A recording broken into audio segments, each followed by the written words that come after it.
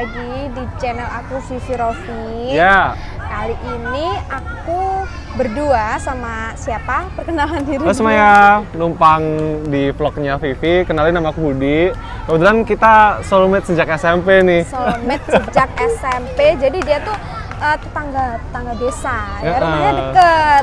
Kita anak desa ya guys ya. Besti dari SMP. Nah, jadi pertama-tama aku akan kulik gimana ya? Kan asalnya tuh kita tuh dari Wates guys. Wates. Pokoknya kalau orang tanya Wates tuh mana sih? Nggak ada yang tahu, nggak ada yang tahu. Kayak pelosok, super pelosok yang orang tuh kayak nggak ada tahu, yang nggak ada yang tahu. Nah, terus sekarang kok bisa kita berdua bertemu di Jakarta. Jadi anak rantau di Jakarta. Kayak jauh banget antara Blitar ke Blitar Wates sampai ke Jakarta. Itu bukan yang Blitar kayak kota yang orang tahu, itu bener-bener pelosok desa kabupaten. Ya gitulah pokoknya. Nah, jadi kenalin dulu. Kita kan SMP di Wates. Jadi itu salah satu kabupaten di Blitar. Terus selanjutnya gimana? Perkenalan diri dulu guys. Ya, terus kita terpisah. Kebetulan kita SMA-nya beda. SMA gimana SMA? Dulu SMA aku di Malang. Terus SMA? Ya, SMA di iya, Malang. kalau Terus aku lu kan di di Blitar. Aku Terus SMK, kamu apa? Alia.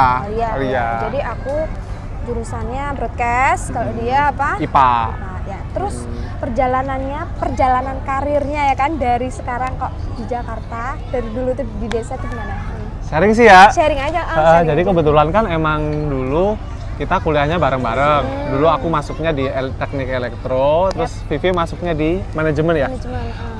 Terus lambat laun nih, karena kita kan lulusnya juga bareng nih, walaupun wisudanya kita nggak bareng. Aku duluan yang wisuda. Dia tuh terkenal pinter guys. Enggak. Dari dulu tuh emang pinter banget ya, dia kayak ambisius gitu loh. Enggak. Ya gitu ya. Jadi awal karir itu aku dari enggak terus SMA masuk ke kuliahnya di UM sama kita kan UM. Sama. Dari jalur apa tuh? SBM. Sama aku juga jalur SBM. Kalau sekarang tuh bukan SBM, namanya tuh UTBK. UTBK. Jadi orang-orang sekarang ya yang lihat tuh pasti nggak tahu SBM apa. Ya mungkin yang angkatan kita tuh masih tahu. LMPT nggak tahu lah, pokoknya itu UTBK apa sih? Nggak tahu, pokoknya yang tesnya tetap sama nulis, tes tulis, terus di seleksinya itu kan ada di tempat-tempat lain, ada di SMA, ada yang di gedung apa, ada di kampus apa kayak gitu. Jadi aku dulu juga gitu perjuangan banget dan alhamdulillah juga lolos ya kan, rezekinya gitu. Terus setelah lolos SBM masuk ke Fakultas Teknik. Kenapa tuh kok ngambil teknik gitu ya? Sebenarnya kan itu terinspirasi dari mana ya sebelum kita mencapai puncak karir sekarang gitu Anjay, ya? belum puncak sih, belum puncak. Lumayan gitu ya. Kalau masalah dulu ambil Fakultas Teknik. Kok teknik elektro, nah itu terinspirasi dari mana? Dari siapa gitu? Kebetulan kan dulu pas SMA seneng banget sama pelajaran. Sebenarnya kalau masalah pelajaran tuh seneng banget yang masalah biologi, matematika. Karena dulu pas SNM saya nggak lulus, pengennya kan masuk ke kedokteran tuh. Wih, mantap. Terus nggak lolos kan, terus ya udah switching ke yang diminati yang matematika kayak gitu. Kebetulan pengen explore juga di kelistrikan, jadilah ambil yang di teknik elektro kayak gitu. Teknik elektro UM tuh pilihan keberapa? Jadi kan SBM kan ada ketiga. Pertama. Mantap. Yang kedua pun juga teknik elektro sih, tapi di Surabaya. Di mana? UNESA. Iya. Terus kuliah kan, ya udah kuliah pada umumnya lah, ikut organisasi dan lain sebagainya. Kalau aku kebetulan kalau kuliah itu nggak suka yang kupu-kupu gitu? Nggak suka yang kupu-kupu, tapi kan kalau lu kan ikut organisasi kan. Kebetulan kalau organisasi saya sukanya yang ini nih, yang ikutnya seni. Jadi ikutnya yang paduan suara. Dia tuh dari dulu emang suka nyanyi-nyanyi gitu guys. Nyanyi-nyanyi di kelas, nyanyi di mana gitu ya. Dari SMP ya? Iya, dari SMP tuh bener-bener emang kayak bakatnya untuk nyanyi tuh ada. Dan sampai lomba ya? Lomba di mana tuh? Paling jauh sampai ke Singapura. Wah, mantep guys. Jadi kalau kalian pengen keluar negeri gratis, bagaimana caranya? Ya kita sesuai passion ya, passionnya apa? Ya udah ikutin sampai ke bisa ke titik kalian tuh ya lumayan lah ya kan, bisa ke. Balik lagi guys, jadi tadi kita udah berbincang ya kan dari proses SMA terus masuk kuliah lewat jalur SBM, terus lulus. Nah, itu kuliahnya berapa tahun tuh? Kebetulan aku 3,5. 3,5 guys, bener-bener apa ya? Enggak lah, Keren biasa lah, aja, maksudnya. biasa aja. Yang terpenting itu masa-masa pandemi guys, aku aja. Awal-awal Dulu tuh, pandemi. lulus 4 tahun. Dan ya struggle juga, ada zaman-zaman lulusan 98 tuh ya. Udah SD berapa paket? 5 paket, SMP enggak, SD 2 paket, SD 2 paket, SMP 5 paket. Terus SMA 20 paket guys, dan sekarang lulus kuliah kita Pandemi. Parah banget 98. 98. Nah, terus sekarang lulus kuliah dari lulusan apa? Lulusan teknik elektro. Itu lanjut ke Dulu sebelumnya pas abis lulus itu sempat nganggur tuh, tapi nggak lama sih, kurang lebih cuma 3 bulan. Terus kebetulan dapet panggilan kerja di salah satu bank BUMN. Itu alhamdulillah kebetulan posisinya lumayan bagus di financial advisor nih. Jadi emang finance sebenarnya nggak nyambung sama sekali, nggak nyambung sama sekali masalah. Jadi buat kalian ya yang jurusannya apa, nggak usah minder mau daftar kerjaan apa, jangan pilih-pilih. Yang penting fokus. Ya, yang penting fokus. Dan jangan kayak sekarang tuh aku ini bukan passion aku, ini bukan jurusan aku ya. Idealis lah ya. Iya idealis dan pilih-pilih. Jadi sekarang tuh ya nggak usah pilih-pilih. Yang penting ya halal gitu ya kerjaannya. Gitu lah. Dan yang penting itu nggak boleh yang namanya ngebandingin diri dulu sama orang lain. Pasti kayak merasa kurang bersyukur, kurang malah gimana ya, kita fokusnya ke orang lain, nggak fokus pada diri sendiri. Gimana sih kita mengembangkan diri sendiri tuh, apa kita harus ngembangin skill atau kita harus ikut apa gitu. Fokus sih yang paling utama itu kan fokus. Terus kalau mau ngapa-ngapain tuh jangan menganggap pertimbangan orang lain, pandangan orang lain ke kita tuh nggak usah dipikirin. Maksudnya kayak omongan orang lain, kamu omongan kok orang ini sih, lain ini sih, gitu. nah. Yang penting fokus aja deh. Nah itu selang berapa lama? Itu di mana tuh? Di banknya tuh di mana? Di Kediri. Oh di Kediri, selama kurang lebih 1,5 tahun. Wow, lumayan juga ya, 1,5 tahun. Setelah itu ada tawaran lebih bagus, maksudnya untuk pengalaman karir nih, jenjang karir yang lebih. Aku pindah company di salah satu perusahaan multinasional di Indonesia. Kebetulan sekarang masuknya di MT, di manajemen trainingnya. Jadi alhamdulillah lah ada stepnya naik kayak gitu. Iya, peningkatan karir ya. Jadi karir. Kan banyak banget sekarang tuh pejuang pencari kerja, job seeker buat teman-teman.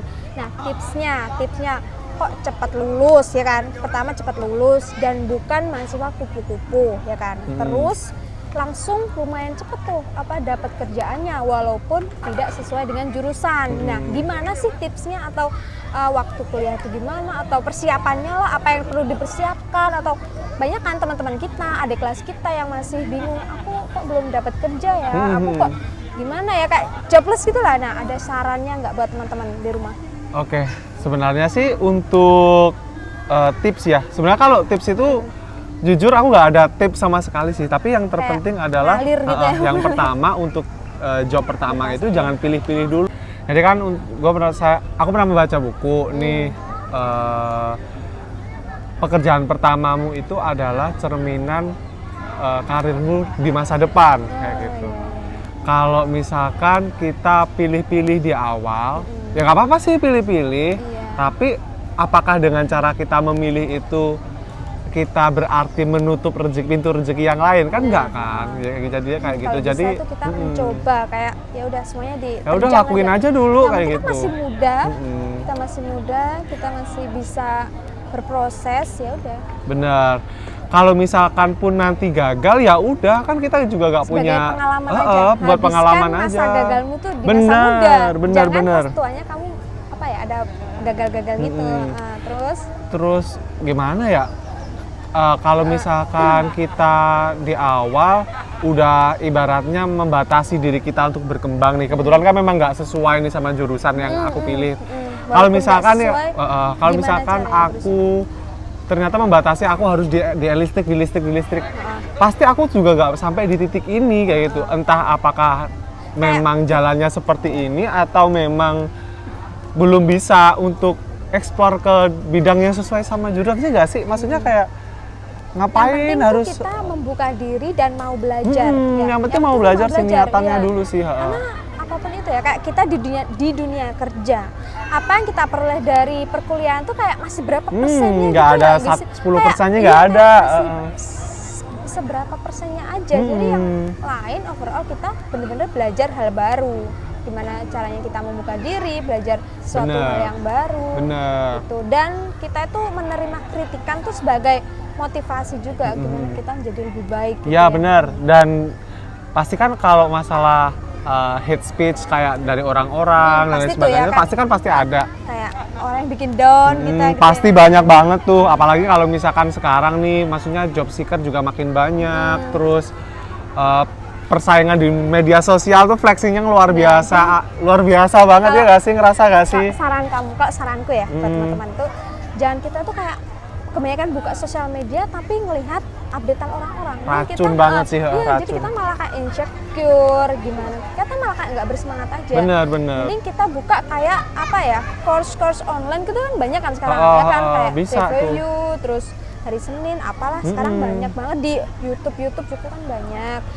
Gimana kita meningkatkan value kita biar ya, nggak kita bermodal kayak kamu lulusan ini cuma fakultas apa teknik universitas negeri universitas negeri dengan IPK cum laude. Sekarang tuh udah banyak banget kayak gitu. Apa sih pembeda kita dari kandidat-kandidat yang lain ya kan, kayak contoh kamu walaupun kan lulusan apa ya, kayak yang membedakan kamu lah contohnya. Mungkin karena ada porto yang lain yang misalkan masuk kuliah terus kayak hasil karya yang lain kayak gitu-gitu kan kita nggak bisa apa ya membatasi diri kita sendiri kan, maksudnya itu siapa tahu bisa jadi peluang kita untuk karir kita. Bener. Buat adik-adik yang masih kuliah, bisa lah kalian kayak cari-cari magang atau apa, itu kan banyak ya sekarang. Online pun kan juga banyak, itu juga akan meningkatkan apa ya, kayak value. Iya, terus profil kalian di LinkedIn ya kan, nggak apa-apa flexing, flexing di LinkedIn tuh nggak apa-apa. LinkedIn parah sih, maksudnya emang sedemit itu, maksudnya powerful itu sih kalau LinkedIn.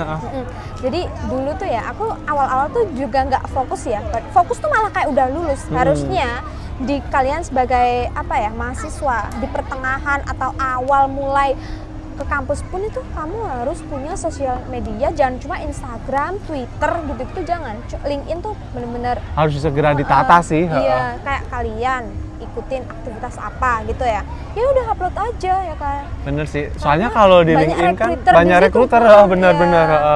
Kemarin kan juga sempet ada itu juga kan.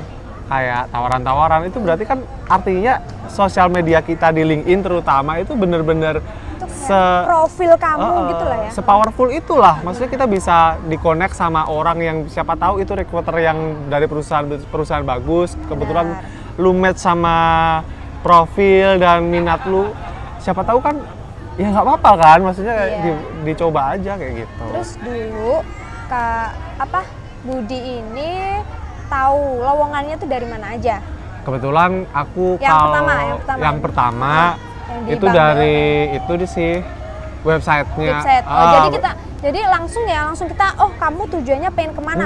Kepoin aja websitenya. Kalau dulu sih pertama malah itu sih kayak tebar jaring, maksudnya bener-bener semuanya dicoba dulu aja deh kayak gitu, yang mungkin masih relate atau mungkin masih bisa untuk dipelajari dalam waktu singkat gitu sih kalau dulu. Ya kayak semuanya didaftarin, mana yang dapat duluan ya. Iya. Ya kan namanya juga fresh grade, ya nggak sih? Kalau misalkan nanti banyak tawaran masuk kan kita bisa pilih-pilih, ya kan? Bener-bener. Jadi ada yang langsung ke websitenya. Kalau yang kedua ini? Yang kedua ada tawaran di LinkedIn. Jadi ada tawaran. LinkedIn lagi sih. Iya. Jadi kayak mungkin tuh rekruter ngelihat, oh ini kandidatnya kok cocok ya dengan apa yang dibutuhkan perusahaan gitu. Jadi emang itu sih pertama kalau misalkan mau memulai karir, pertama fokus, terus nggak usah dengerin kata orang lain itu nggak ngebayarin perut lu buat makan. Bener banget. Terus kalau misalkan lu udah mulai masuk kerja, jangan itu sih mulai belajar masalah finansial, jangan hedon, menata diri jangan lah. gengsi, gitu jangan kan. gengsi. Kayak gengsi, oh kok temen gue pakai ini ya, Parah gitu banget, ya. parah banget. Ya udah, pasti tuh ada ya di atas kita tuh masih ada yang lebih gitu lah ya. Di atas langit masih ada Hotman Paris. Nah, bener-bener. Nah, Bener. terus pas masuk tuh tahapannya gimana aja tuh? Kan pasti ada seleksi, rekrutmen, seleksi. Nah itu tahapannya gimana aja dan persiapannya sampai lolos kan itu pasti kan saingannya banyak ya. Nah itu apa sih yang perlu disiapkan biar teman-teman juga kayak yang di rumah tuh oh bisa persiapan juga gimana caranya gitu-gitu. Oke. Kalau untuk seleksi pasti masih umum ya, kayak interview HR, psikotes, medical check up, terus sama usernya. Kalau masalah persiapan sih, pertama aku dulu itu sih cek belajar untuk interview itu di YouTube. YouTube-nya itu kan banyak tuh, misalkan mau Contoh apa? Eza Hazami, terus Eza Hazami guys, catet tuh, bagus banget tuh. Terus kalau masalah psikotes dulu pernah ikut itu sih, temanku kan kebetulan juga ada dari psikologi, teman kuliah, jadi minta file gitu sih buat belajar psikotes. Kalau medical check up, walaupun nggak punya temen di online juga banyak dia sih. banyak Kak. banget, banyak Contoh banget, online. banyak jalan menuju Roma lah itu istilahnya kayak gitu. Terus kalau medical check up sih karena itu kan dari individu sendiri ya, nggak ada tips sih, yang penting makannya sehat, istirahatnya teratur, kayak gitu-gitu sih. Soalnya kan namanya juga kondisi tubuh kan kita tiap orang beda-beda. Yang penting banyak minum air putih gitu kan. Banyak air minum. putih, terus juga makan yang sehat-sehat. Kalau ya gitu lah, hidup sehat gitu. Nah. Kalau yang user itu sih, nah kalau itu kan user ada- ini beda lagi nih. tuh? Karena user kan kita mandangnya kan pasti dari background awal nih. Ya, cara kita untuk menutupi kekurangan kita nih dengan cara ngomong. Nah, ngomong ini kan Kayak pasti menjual diri, branding, bener. Bagaimana kalian tuh kayak kan ada kan jualan produk, nah pasti kan memperkenalkan produk itu gimana. Bener. Customer itu tertarik. Nah nanti sekarang kita menjual kepribadian kita, diri kita, biar maksudnya gimana ya? Bukan menjual, ya branding gitu lah pokoknya, ya nggak sih, paham nggak sih kalian? Ya gitu lah pokoknya. Gak usah kagu. Biar rekruter tuh tertarik dengan kita gitu. Dan merasa match kalau oh ini bisa masuk dalam tim nih kayak gitu. Dan yang terpenting nggak boleh itu sih ekspektasi terlalu tinggi sama diri kita. Karena menurutku itu kalau kita nanti ekspektasi terlalu tinggi, ternyata kita gagal nih. Terlalu kecewa, kecewanya pasti dalam banget tuh. Jadi kayak kalau misalkan pasrah ya, bener, berserah diri. Yang bener. penting kan kita udah doa, usaha. Kalau hasilnya tidak sesuai berarti belum rezeki kita. Bener, gak usah shoot hati lah. Masih banyak perusahaan-perusahaan yang bisa nerima kalian, masih banyak pintu rezeki. Mungkin kalau misalkan nggak dimasuk di perusahaan A, masih ada A, B, C, D, E, F dan seterusnya kayak gitu. Jadi nggak usah merasa berkecil hati lah kayak gitu. Terus ini pasti ada banyak teman-teman pertanyaan. Nah, Kak, CV-nya itu yang berwarna atau yang ATS? Oke, kalau untuk CV ya, Gak apa-apa, ada. Kalau untuk CV kebetulan itu guys, aku kalau untuk Ada itu guys, burung. nggak apa-apa. Kalau untuk Untung nggak di sini. ya, Lanjut ya. ini lanjut Om. Ya. Kalau untuk CV sih sebenarnya aku pakai ATS untuk apply ATS. dimanapun. Sama sih aku juga. Tapi pas dulu pas fresh grad sih tergantung dari ininya, rekruternya. Biasanya kan ada yang Minta. mensyaratkan semenarik mungkin, ada kan kayak gitu kan. Jadi disesuaikan lagi sama itunya, keperluan dari perusahaannya sih. Nah, contoh, Kak, isi CV itu apa aja sih? Harus bahasa Inggris atau bahasa Indonesia gitu. Kalau sumama aku kan belum punya pekerjaan, aku kan fresh grade. Nah, isinya apa? Masa kosong gitu? Diisi apa tuh? Kalau pengalaman pribadi sih, yang pertama wajar lah ya, profilmu seperti apa, minatmu seperti apa, terus punya skill. Nah, masalah skill ini lu ada ketertarikan dari bidang apa? Kalau misalkan mau komunikasi, berarti skill lu di bidang komunikasi ditulisin aja, ditonjolin sama hasil-hasil prestasi lu selama untuk mendukung skill lu itu. Terus kegiatan organisasi, terus pengalaman magang, terus apalagi ya? Apa ya? Aktivitas Aktivitas di kampus contoh, sih yang paling kayak kalian penting. jadi leader di suatu kayak organisasi, contoh HMJ atau apalah sebidang-sebidang di kampus kalian. Bisa. Itu kan mencerminkan kalau kalian tuh berjiwa leadership Ya. gitu. Soalnya Nggak kan harus- sekarang nggak yang- banyak ya, nggak harus banyak banget ribet-ribet tuh. gitu aja bisa kok. Terus Portfolio. kalau sekarang sih tipsnya mungkin perbanyak magang dulu deh. Nanti biar kalau misalkan fresh grad itu kan pasti banyak yang online, yang 3 bulan, sebulan kayak gitu-gitu sih. Jadi coba aja dulu kayak gitu. Ya. Jadi buat terus apalagi nih? Ada pesan dan pesan lagi buat teman-teman di rumah. Oke, kalau pesan sih sekali lagi nggak usah dengerin kata orang. Fokus pada diri kalian masing-masing. Terus tiap orang itu jalannya beda-beda. Ada yang jalannya Timingnya lebih berbeda. cepat, ada yang jalannya pelan-pelan. Tapi kalau misalkan jalan Pasti. pelan pun pasti ada pemandangan di sekitarnya nggak sih? Kalau Iya. misalkan kita jalan-jalan cepet, ya nggak masalah cepet. Untuk tujuan dan goal setiap orang kan beda-beda. Yang terpenting kan nikmati prosesnya kayak gitu sih. Tuh, jadi kalau kalian ada pertanyaan lagi seputar karir, bincang karir bersama Kak Budi yang sekarang posisinya udah ikut MT di salah satu. Disebutin nih Nggak apa-apa. di Astra, di ya Astra. kan, di perusahaan Astra dan yang berletak di Jakarta Selatan ya, di Jakarta Selatan. Mas-mas Keren. SCBD.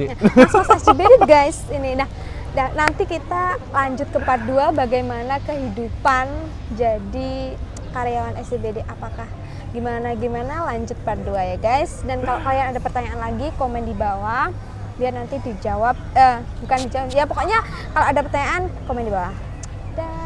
Jangan lupa subscribe, like, dan komen kalau mau tahu kehidupan mas-mas SCBD lanjut part 2. Dah.